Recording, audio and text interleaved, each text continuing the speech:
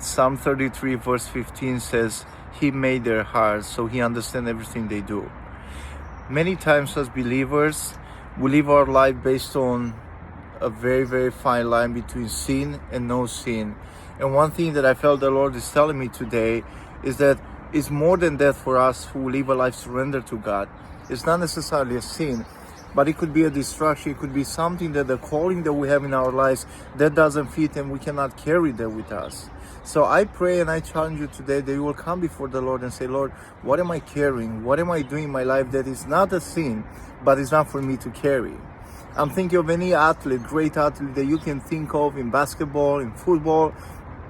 You know, they will not be where they are, or they didn't make their history if they compromise with their diet, lacking exercise, lacking build-up strength, the discipline, the mindset.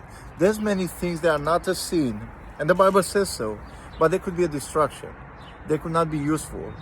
And they might reveal a path and a thought process in our life, which is just staying fine line close to sin. Don't let that be your path, but rather be intentional about today. Be intentional about your friendships, about the circles you move in. Be intentional about the decisions you make and what you choose to put in your body and in your mind, because the devil has slick ways to come in that we don't even know. And it's not necessarily a sin, but it's enough to prevent us from seeing God at a deeper level.